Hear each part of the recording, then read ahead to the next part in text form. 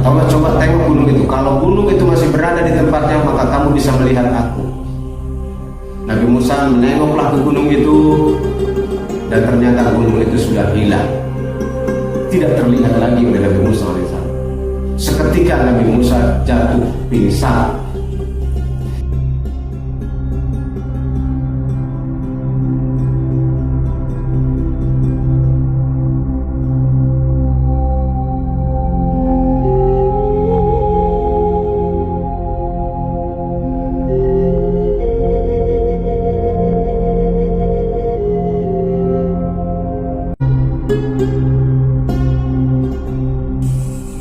Assalamualaikum warahmatullahi wabarakatuh.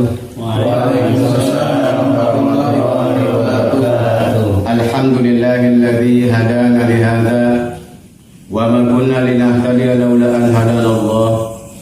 Allahumma shalli wa sallim ala sayyidina wa habibina wa syafiina wa maulana Muhammadin wa ala alihi wa sahbihi wa man tabi'ahu bi ihsanin ila yaumiddin. Qala rabbi shrah li sadri wa yassir li amri wahlul 'uqdatam min lisani yafqahu qawli. Subhanaka la ilma lana illa ma 'allamtana innaka antal alimul hakim. Ma'asyiral muslimin, jamaah penuntut ilmu rahimakumullah. Alhamdulillah, pada kesempatan kali ini kita bertemu kembali dalam kajian kitab hikam, yang pada kesempatan ini kita telah sampai kepada hikmah yang ke-15 insyaallah. Di dalam hikmah yang ke-15 ini Syekh Ibnu Athaillah menyampaikan di dalam kitabnya, mimma yadulluka ala wujudi qahrihi subhanahu an hajabaka anhu bima laysa bimawjudin ma'ahu. Yang artinya sebagai berikut kurang lebih, mimma yadulluka,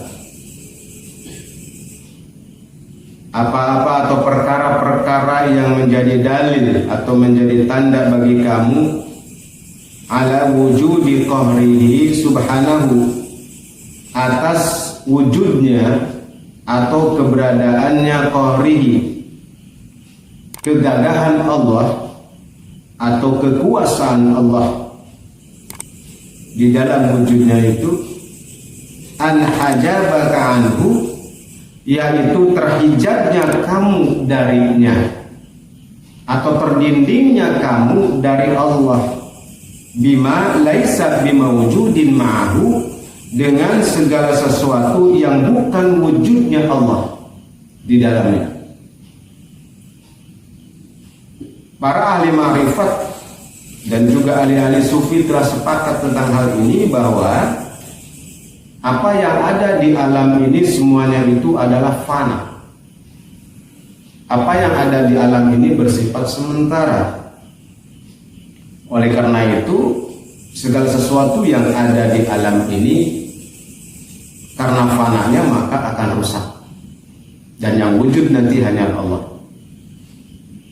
Di dalam kalimat ini, mimma yadulluka, ini menjadi tanda bagi kamu semua atas wujudnya kekuasaan Allah, bahwa kamu itu terdinding oleh sesuatu selain Allah.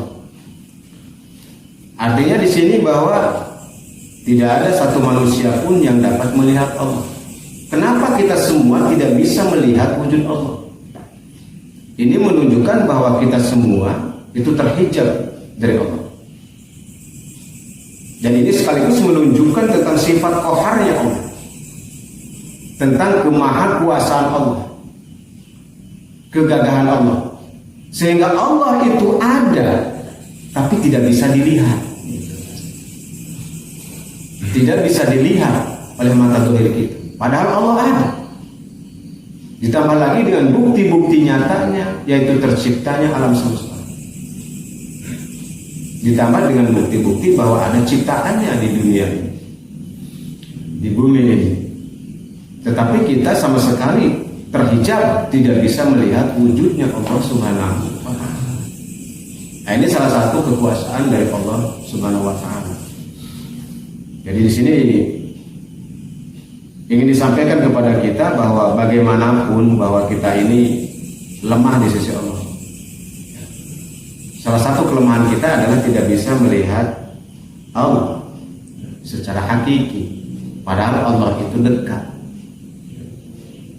Nah, ini juga sekaligus menunjukkan bahwa seluruh ciptaan Allah ini bersifat fana, ya, bersifat fana. Sehingga dikatakan di sini dalam salah satu firman Allah Subhanahu wa taala, kullu syai'in halikun illa wajhah. Segala sesuatu itu akan rusak binasa, illa wajhahu, kecuali zatnya Allah. Jadi Allah menyampaikan seperti itu, segala sesuatu selain Allah yang diciptakan oleh Allah itu akan rusak, akan binasa, kecuali Allah, zat yang maha tunggal, yang tidak akan rusak dan akan kekal selama-lamanya. Nah, itu dalil. Kemudian juga di dalam ayat yang lain dikatakan bahwa kullu man 'alaihi fan. Segala sesuatu itu fana. Fana ini sesuatu yang akan rusak, sesuatu yang akan hilang, sesuatu yang akan habis, itu fana. Kullu man 'alaihi fan wa yabqa wajhu rabbika dzul jalali wal ikram. Sedangkan yang kekal itu adalah hanya Allah Azza wa Jalla yang maha mulia. Nah, dua ayat ini menunjukkan tentang kemahakekalan Allah dan kefanaan atau kesementaraan seluruh ciptaannya tanpa terkecuali. Seluruh apa yang diciptakan oleh Allah itu akan rusak, akan binasa dan bersifat fana atau sementara. Ya, bersifat fana dan sementara. Tetapi manusia seringkali di sini tertipu oleh hal-hal yang bersifat sementara tadi. Ya, tertipu oleh segala sesuatu yang fana, tertipu oleh segala sesuatu yang akan rusak, yang akan binasa, yang akan hilang. Ya. Padahal yang kekal abadi itu adalah Allah Azza wa Jalla. Manusia hanya bisa melihat yang fana tadi. Manusia hanya bisa menyaksikan apa yang diciptakan oleh Allah, tapi tidak bisa menyaksikan penciptanya. Di dalam materi yang sebelumnya, di dalam hikmah yang ke-14 sudah disampaikan tentang bagaimana manusia ini terhijab, tidak bisa melihat sumber cahaya. Manusia hanya bisa melihat cahaya, tapi sumber cahaya tidak bisa dilihat. Hanya orang-orang yang memiliki basyirah, ketajaman mata hati, ketajaman mata batin, itulah yang bisa menyaksikan tentang keberadaan Allah di balik seluruh ciptaannya. Ibaratnya seseorang yang bisa melihat sumber cahaya, ya, di sela-sela cahaya yang dikeluarkannya. Itu hanya dimiliki oleh ahli-ahli makrifat. Nah, begitu juga di sini lanjutannya ini. Ya. Salah satu bukti tentang kekuasaan Allah adalah bahwa makhluk itu tidak bisa menyaksikan zat Allah. Terhijab oleh ciptaannya, padahal Allah ada. Ini yang disebut dengan hijab tanpa, ya, tanpa wujud. Hijabnya nggak kelihatan. Semestinya manusia ini tidak bisa terhijab. Semestinya manusia ini bisa menyaksikan Allah. Tapi disitulah kelemahan manusia dan menunjukkan tentang kekuasaan Allah, kehebatan Allah, sifat qahar Allah, kegagahan Allah. Walaupun Allah itu dekat dengan kita, tapi kita tidak bisa melihat Allah Subhanahu wa ta'ala, tidak bisa menyaksikan Allah Subhanahu wa ta'ala. Ada salah satu sabda Rasulullah SAW, ala kulli syai'in ma khalallahu batilun. Bahwasanya segala sesuatu selain Allah itu batil atau rusak. Segala sesuatu selain Allah itu batil, rusak, akan rusak. Segala sesuatu selain Allah. Wa kullu na'imin la mahalla zailun, dan setiap kenikmatan itu tidak memiliki tempat yang kekal. Jadi kenikmatan di dunia ini tidak akan kekal. Kenikmatan yang kita rasakan, kenikmatan yang kita miliki di dunia itu tidak akan kekal. Tidak ada tempat yang kekal, tidak ada kenikmatan yang kekal. Oleh karena itu, kita semua semestinya menyadari bahwa kehidupan kita ini memang berputar ganti, berputar. Ibaratnya roda berputar. Kadang susah, kadang senang, kadang tertawa, kadang bersedih, menangis, kadang gembira, kadang bersedih. Itu berputar sedemikian rupa. Jadi tidak ada kekal. Tidak ada penderitaan yang kekal, tidak ada kesusahan yang kekal di dunia ini. Begitu juga tidak ada kebahagiaan yang kekal, tidak ada kesenangan yang kekal di dunia ini. Tidak ada. Di sela-sela kebahagiaan pasti ada kesedihan. Di sela-sela kesenangan pasti ada penderitaan. Begitu juga sebaliknya. Orang yang menderita hari ini besok lusa akan bahagia. Dimungkinkan bahagia, dimungkinkan mengalami kesenangan. Gitu. Itulah ciri khas kehidupan yang fana. Oleh karena itu bagi seseorang yang bertauhid, yang bermarifat kepada Allah, tidak terkejut dan tidak kaget dengan kondisi yang bertukar ganti itu. Ibarat musim. Kadang-kadang ada musim panas, musim pancaroba, musim hujan. Apalagi kalau di negeri-negeri Eropa ada musim semi, musim gugur dan sebagainya. Di Indonesia ini hanya 2 musim, musim panas, musim hujan, musim kemarau dan musim penghujan. Nah ini salah satu di alam saja sudah menjadi iktibar bagi kita bahwa terjadi pertukaran musim. Begitu juga dalam kehidupan kita. Oleh karena itu ketika kita sedang dalam kesulitan, jangan tenggelam di dalam kesulitan itu. Inna ma'al usri yusra. Ya. Di balik kesukaran itu ada kemudahan. Sehingga dengan demikian tidak akan terjadi pada orang-orang yang beriman itu rasa putus asa ketika berada dalam kesulitan. Begitu juga ketika dia sedang menikmati kesenangan atau sedang mengecap kesenangan, dia tidak akan euforia, tidak akan gembira berlebihan, tidak akan bergembira berlebihan. Karena boleh jadi kesenangan hari ini itu besok, lusa atau minggu depan berubah lagi menjadi sebuah kesedihan. Begitu bertukar ganti. Apa maksudnya ini? Ini sebagai ujian keimanan bagi manusia. Bagi orang-orang yang beriman, ketika dia menderita, mampukah dia bersabar atas kesulitan itu? Ketika dikasih kesenangan, kelapangan, mampukah dia bersyukur atas nikmat Allah yang diberikan kepadanya? Itulah hakikatnya, itulah hikmahnya. Ya. Nah, apabila itu telah ada antara sabar dan syukur di dalam diri orang itu, maka dia akan bisa beristiqomah di dalam kehidupannya, sehingga kesusahan dan kesenangan itu tidak mengganggu ma'rifatnya kepada Allah. Tetap dia memantang. Ketika susah dia mantang kepada Allah, ketika senang juga dia mantang kepada Allah, tidak bergeser sedikit pun. Kesenangan yang kekal itu hanyalah di surga Jannatun Na'im. Penderitaan yang kekal itu hanyalah di neraka Jahim. Jadi kalau di dunia ini tidak ada yang kekal. Di dunia ini fana.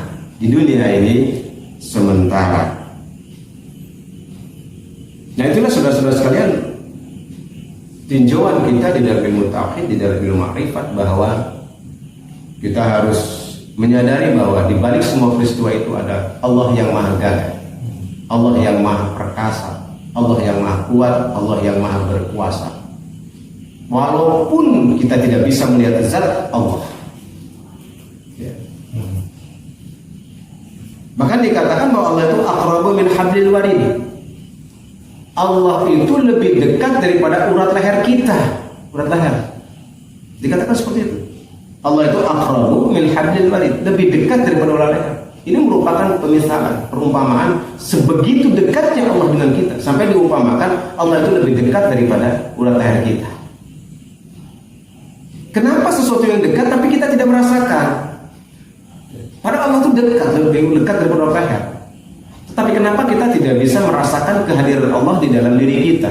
Kita tidak pernah merasakan Allah itu ada di sekeliling kita dan Allah itu ada di dalam kehidupan kita. Padahal Allah lebih dekat. Itulah terhijabnya kita.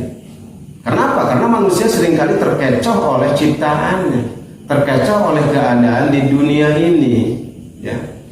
Silau oleh ciptaan Allah. Jadi yang dilihat hanya ciptaannya saja.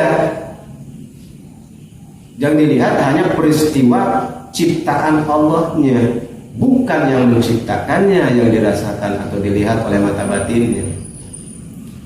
Inilah sebagian besar manusia seperti itu. Itu yang dimaksud dengan terhijab tadi. Terhijab.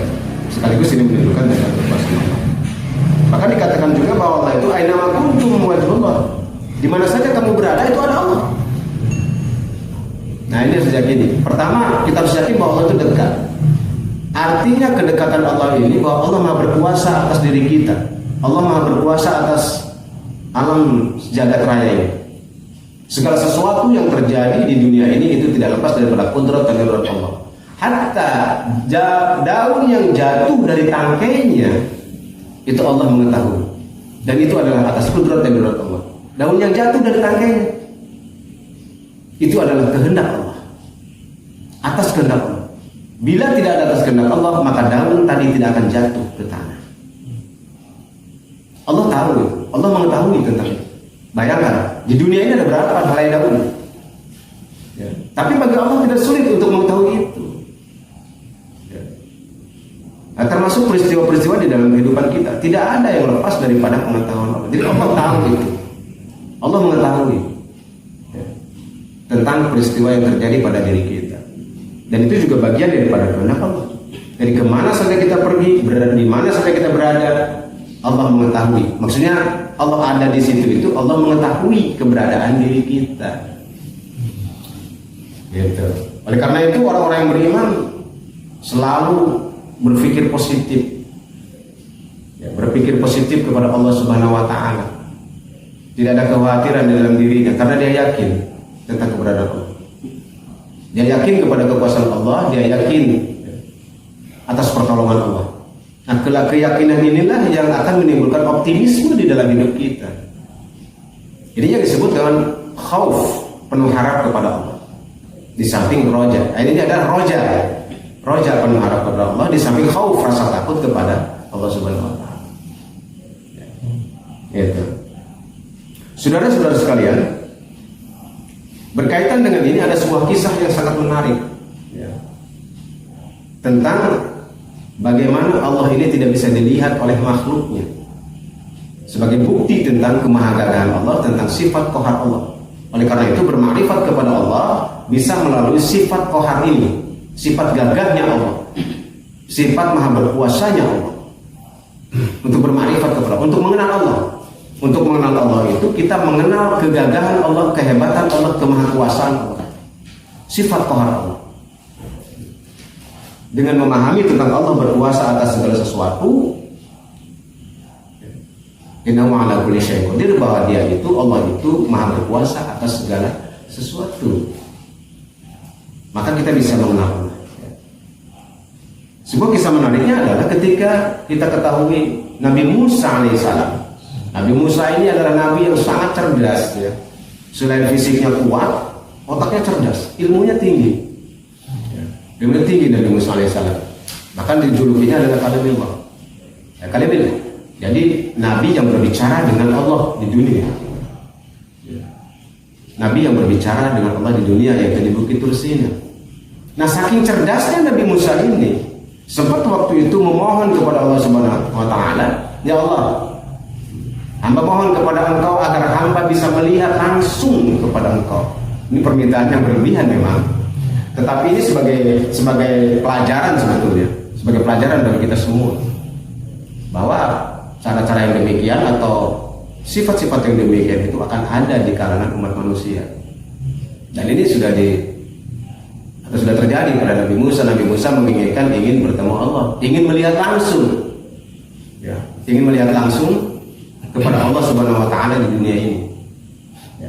Kemudian Allah menyampaikan kepada Nabi Musa, "Hai Musa, kamu tidak akan bisa melihat aku di dunia ini karena kamu masih terhijab oleh ciptaan. Tidak akan bisa melihat aku karena kamu masih terhijab semua." Bayangkan, Nabi Musa terhijab, Nabi-Nabi terhijab, apalagi kita ini. Akhirnya dibuktikan oleh Allah sekarang begini. Kalau kamu ingin melihat aku, kata Allah Subhanahu wa taala, ingin melihat langsung secara zahir, lihatlah gunung itu. Coba kamu lihat gunung itu. Apabila gunung itu masih berada di tempatnya, maka kamu akan bisa melihat aku, kata Allah. Begitu Nabi Musa melirik ke arah gunung itu hilang. Tadinya gunung itu ada. Kata Allah, coba tengok gunung itu. Kalau gunung itu masih berada di tempatnya, maka kamu bisa melihat aku. Nabi Musa menengoklah ke gunung itu, dan ternyata gunung itu sudah hilang. Tidak terlihat lagi oleh Nabi Musa alaihissalam. Seketika Nabi Musa jatuh pingsan, kaget, karena bagaimana bisa gunung yang begitu gede tiba-tiba hilang dari pandangan Nabi Musa alaihissalam. Nah ini salah satu membuktikan bahwa gunung saja yang ciptaan Allah ketika dihijab oleh Allah tidak bisa dilihat. Ketika ditutup dari pandangan Nabi Musa tidak bisa dilihat. Apalagi Allah yang menciptakannya. Ciptaannya saja ketika dikasih hijab oleh Allah tidak bisa dilihat. Bukan hilang ini, tapi tidak bisa dilihat karena ditutup oleh Allah, dihijab oleh Allah. Makanya Nabi Musa langsung pingsan. Artinya kenapa? Di situ menyadari untuk melihat ciptaannya saja tidak mampu ketika Allah mengadakan dinding, tabir atau hijab di antara ciptaannya. Tidak bisa dilihat. Apalagi dah melihat Allah, Zat Sang Maha Pencipta. Nabi Musa langsung pingsan. Kemudian ketika sadar, Nabi Musa langsung bertaubat kepada Allah Subhanahu wa taala, memohon ampun. Nah itulah kalau Nabi seperti itu, sekali melakukan kesalahan langsung tobat, gitu kan. Berbeda dengan kita, beribu-ribu kali melakukan kesalahan dan dosa, nggak mau tobat-tobat. Bedanya dengan kita di situ, antara Nabi dengan kita. Nabi baru salah segitu aja langsung tobat, cepat. Kalau saya itu juga nggak ditunda pensiun, nggak ditunda nasi udah tua, enggak. Kalau kita kan ditunda karena dia udah pensiun dah, tobatnya biar tambah istiqomah, poro-poro udah pensiun bengek, batuk-batuk melulu, sakit-sakitan melulu, kapan tobatnya? Giliran mau sholat encok rumah, ya. Padahal kesempatan beribadah ketika muda, ketika sehat, ketika kuat.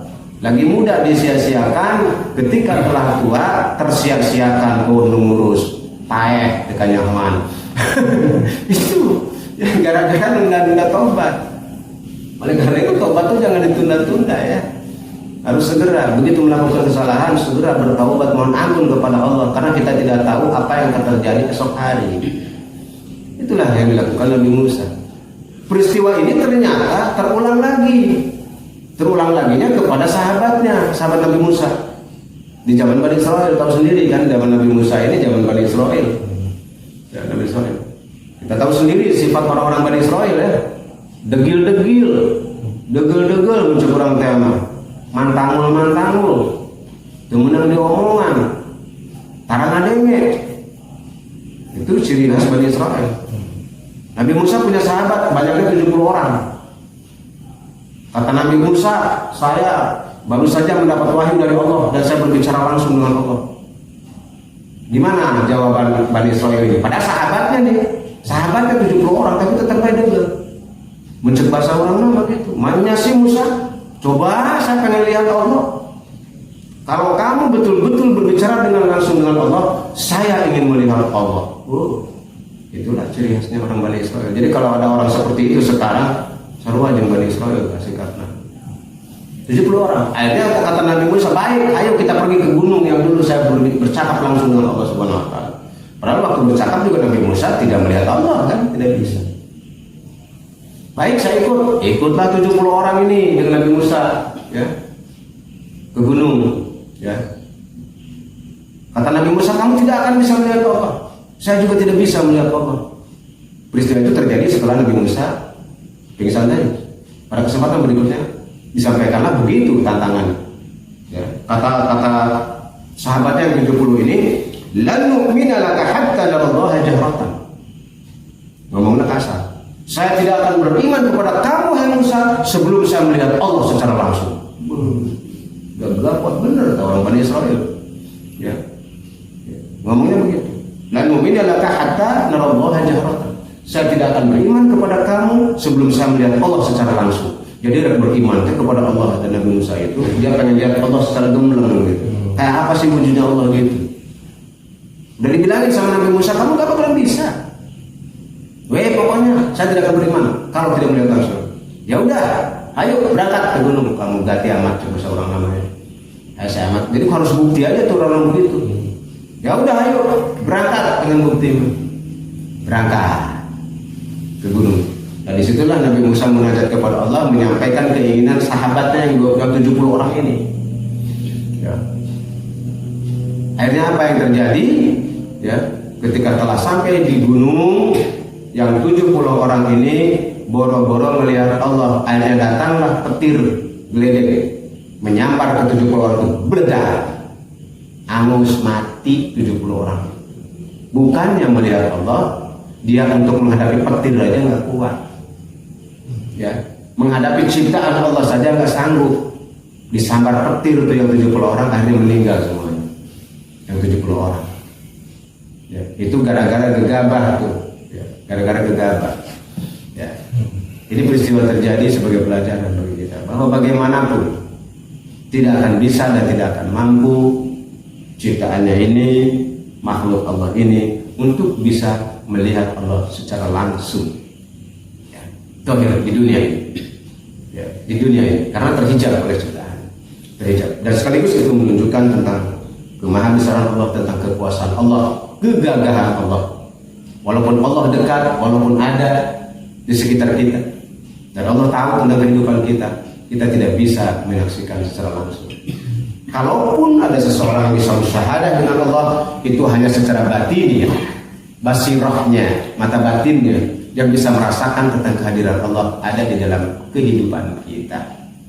Bukan mata dohir ini, ya, bukan mata dohir ini, tetapi mata batin, basirah, yang merasakan. Ketika melihat sesuatu ciptaannya, maka yang terasa oleh dia keagungan Allah, kekuasaan Allah, kegagahan Allah ada di situ. Semua ini tidak terlepas daripada kudrat dari roda dari Allah Subhanahu wa Ta'ala. Nah, itulah saudara-saudara sekalian, kajian singkat pada kesempatan ini menjadi penambah keyakinan kepada kita tentang bagaimana maha berkuasanya Allah. Dan sekaligus mudah-mudahan ini menimbulkan motivasi bagi kita tentang kebergantungan kita. La haula wala quwwata illa billahi al-aliyyil azim. Bahwa diri kita ini tidak ada daya dan kekuatan selain Allah Subhanahu wa Ta'ala. Ya. Jadi bergantunglah kepada Allah. Bergantunglah kepada Allah, berharaplah kepada Allah, yakinlah kepada Allah. Bahwa Allah tahu kehidupan kita, Allah tahu tentang kebutuhan sehari-hari kita. Allah tahu yang kita inginkan. Hanya yang harus kita lakukan adalah bersabarlah untuk menjemput harapan itu.